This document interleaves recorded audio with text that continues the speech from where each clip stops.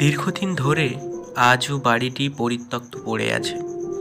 বুধবার নাগাদ বাড়িটিতে কিসের যেন গুঞ্জন শোনা গিয়েছিল, কিন্তু এর কারণ বহুদিনের পাঁচিল ঘেরা বাড়ি, মাঝখানে কেউ প্রবেশ করলো না তো। তার ঠিক দুদিন পর খবরটা শোনা গেল দোকানধারে এক বা একাধিক কিছু ছেলে পিকনিক করতে এসে কোনো একটা ঘটনা ঘটিয়েছে। হিসেব বলে বাড়িটির অনেক ইতিহাস রয়েছে, তাই তো বাড়িটি ভুতুড়ে বাড়ি নামে পরিচিত। মালিক অনেকদিন হলো এদিকে গ্রামে খুব একটা যাতায়াত করেন।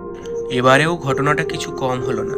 ছেলেগুলো পিকনিক করবে বলে ওই বাড়িতে অত্যন্ত ব্যতিব্যস্ত হয়েছিল, তাই এর কারণ ভুক্তভোগী ওরা নিজেরাই। সবগুলো এখন হাসপাতালে ভর্তি। ঘন্টার পাশাপাশি মিনিট বা সেকেন্ডে কত না কি ঘটে যায়।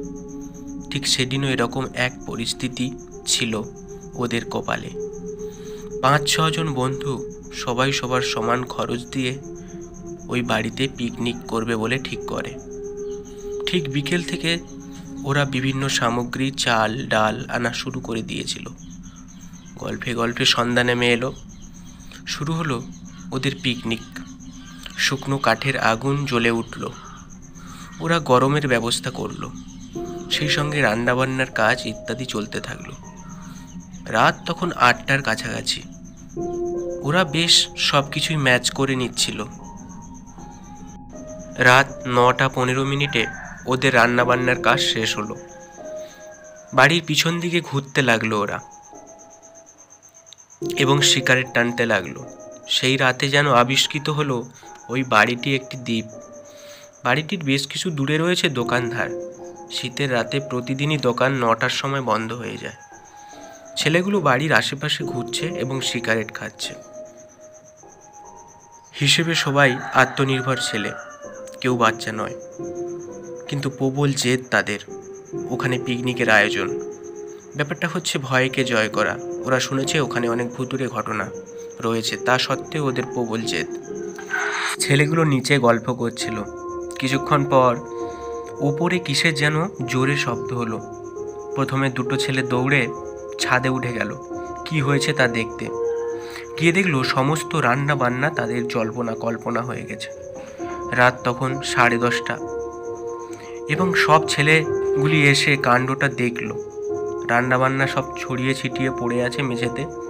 দেখে সবাই একটু আশ্চর্য বোধ করলো। কিছুক্ষণ পর একটা চিৎকার শুনে আবার দৌড়ে গেল।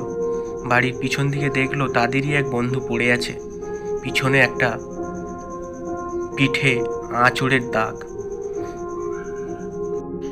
এইবার সবার মনে একটু ভয়ের সঞ্চার ঘটল এবং তাদের পূর্ব নির্দেশ মনে পড়তে লাগলো, যে ওখানকার স্থানীয় লোকেদের কথা, যারা বলেছিল ওখানে পিকনিক না করার কথা। তখন সবার মনে একটু ভয়ের সঞ্চার ঘটল এবং তারা সব ঠিক করলো ফেলে রেখে ছুটবে, সব কিছু ফেলে রেখে ছুটবে বলে ঠিক করলো। কিন্তু তার সঙ্গে সঙ্গেই ঘটলো আরেকটি ঘটনা। ছুটতে ছুটতে অসাবধানতাবশত সিঁড়িতে পা পিছলে পড়ল সবাই।